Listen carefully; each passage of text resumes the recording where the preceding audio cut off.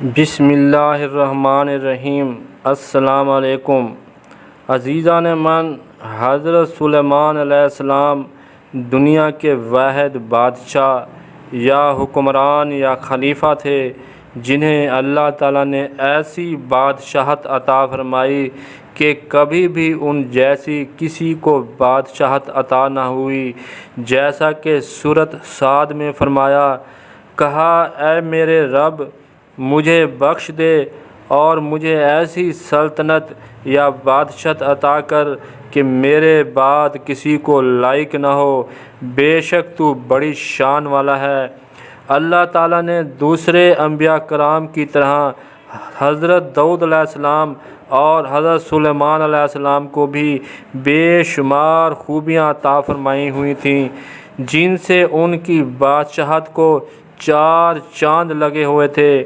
ان خوبیوں میں سے ایک خوبی یہ بھی تھی کہ انہیں اللہ تعالیٰ سے علم منطق طیر ملا ہوا تھا اور اس علم کا برملا اعلان بھی کرتے تھے، جیسا کہ سورۃ نمل میں فرمایا، اور سلیمان داؤد کا وارث ہوا اور کہا اے لوگو ہمیں علم منطق طیر یعنی انسانی دماغ یا سوچ کو سمجھنے کا علم دیا گیا اور ہر چیز سے عطا ہوا۔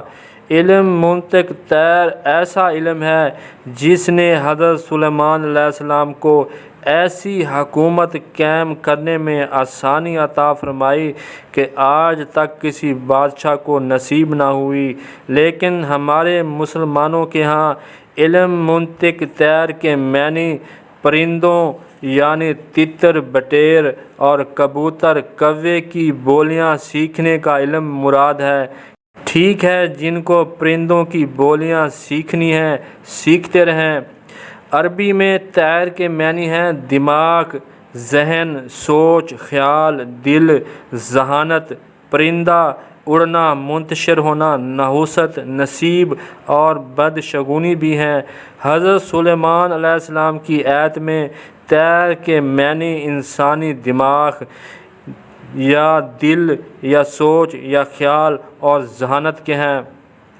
عزیزان من، جب انسان منطق یعنی بولتا ہے تو یہ دیکھنا کہ وہ سچ بول رہا ہے یا جھوٹ بول رہا ہے، آخر اس کے طیر یعنی دماغ یا ذہن یا سوچ یا خیال میں یا اس کے قلب کے اندر کیا سوچ چل رہی ہے، یہ سب جاننا علم منطق طیر سے پلک جھپکنے میں ممکن ہے۔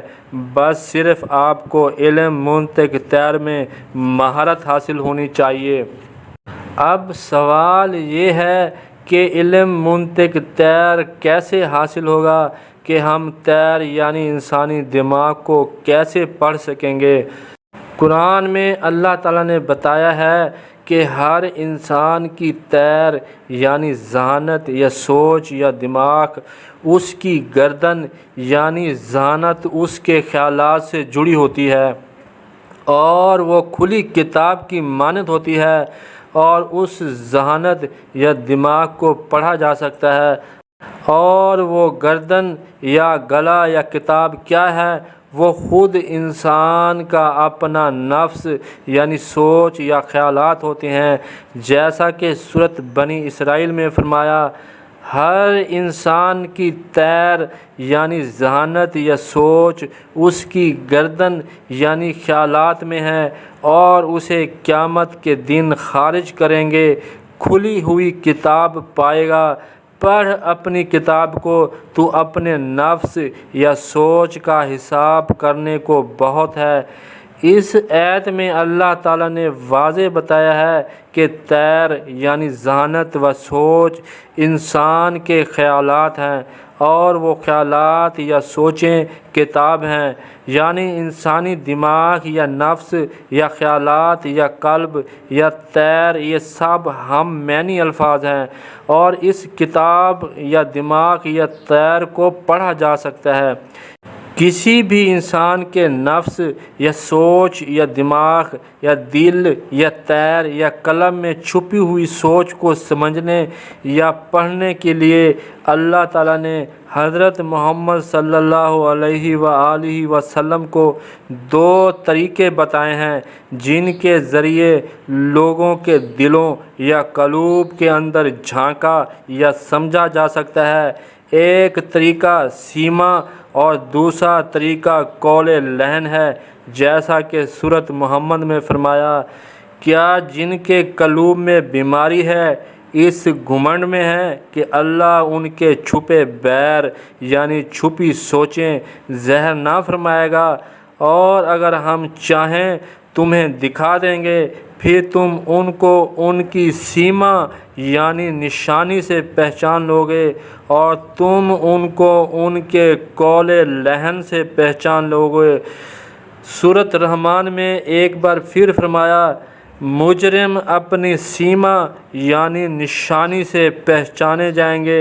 अरबी में सीमा निशानी या अलामत को कहती हैं, यानी इंसान के दिलों के अंदर सोच को किसी निशानी या अलामत से पहचान या समझ लेना।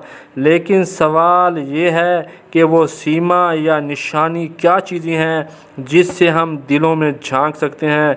तो अल्लाह ताला ने सूरत फ़तह में बताया कि वो सीमा यानी निशानियाँ या अलामतें उनके मकासद या अक़ीदे या ख़यालात हैं और उन ख़यालात से जो असरात सजूद यानी अमालों के नतीजे पैदा होते हैं वो सीमा या अलामतें हैं, जैसा कि सूरत फ़तह में फ़रमाया, और उनकी सीमा यानी निशानियाँ उनके वजह यानी अक़ीदा या ख़यालात से पैदा होने वाले सजदों के असरात यानी अमलों के नतीजे में हैं। नाज़रीन, इस आयत को इंतहाई गौर व फ़िक्र और तदब्बर से समझें। इस आयत से बिल्कुल वाज़ेह है कि सीमा क्या है, यानी उस इंसान के दिल में अक़ीदा या ख़यालात या सोचें हैं। जब उस पर अमल करता है तो उन सोचों पर अमल करने से नतीजा हासिल होता है, वो सीमा या अलामत है। दूसरे लफ्ज़ों में, अगर कोई इंसान जैसे अमाल सर अंजाम देता है उन अमालों वाली सोचें ही उसके दिल का राज होती हैं, या तीसरे लफ्ज़ों में किसी के अमाल से उसके दिल की नीयत या राज मालूम हो जाएंगे और नीयत या अक़ीदे या राय या उसकी बातों से उसके आगे करने वाले अमालों का पता चल जाएगा। हज़रत मोहम्मद सल्लल्लाहु अलैहि वसल्लम ने भी अपनी हदीस में कुरान की इन्हीं बातों को यूँ बयान किया है कि अमालों का दारो मदार नीयतों पर है, यानी जैसे नीयतें या सोचें हैं वैसे ही अमाल होंगे और जैसे अमाल होंगे वैसी इंसान के दिल में बातें और सोचें होंगी। यही सोचें या ख़यालात और अमाल सीमा या अलामतें या निशानियाँ हैं दिलों के राज मालूम करने के लिए। सूरत रहमान में भी अल्लाह ताला ने इन्हीं बातों को दूसरे अल्फाज में बयान किया है कि इंसान की ज़हानत या तैर या दिमाग उसके ख़यालात या सोचें होती हैं।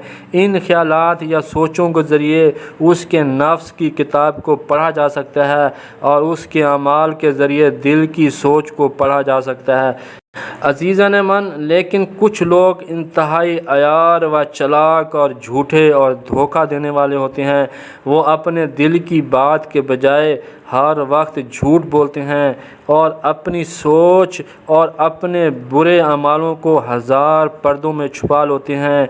ये मुनाफिक लोग होते हैं, जैसा कि सूरत आले इमरान में फरमाया, और इसलिए कि पहचान करा दे ईमान वालों की, और इसलिए कि पहचान करा दे जो मुनाफिक हुए उनकी बातें अफवाह यानी झूठ पर मबनी हैं जो उनके दिल में नहीं।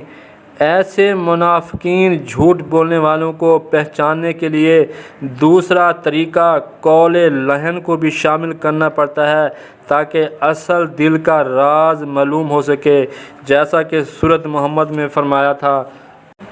اور تم ان کو ان کے قول لہن سے پہچان لوگے۔ کسی بھی جھوٹ بولنے والے انسان کے دل کے راز قول لہن کے ذریعے جان سکتے ہیں۔ قول کے معنی ہیں رائے، عقیدہ اور باتیں، یعنی سب سے پہلے اس جھوٹ بولنے والے انسان سے آپ اس معاملے پر جس میں جھوٹ بول رہا ہے یا جھوٹ بولنے کا شک ہے، اس معاملے پر اس سے رائے لیں، اس کا عقیدہ پوچھیں اور بات چیت کریں، یعنی باتوں سے انکوائری کریں۔ لہن کے معنی ہے کسی بات یا چیز کو اس کے صحیح رخ سے موڑ دینا اور ذہانت کے بھی ہیں۔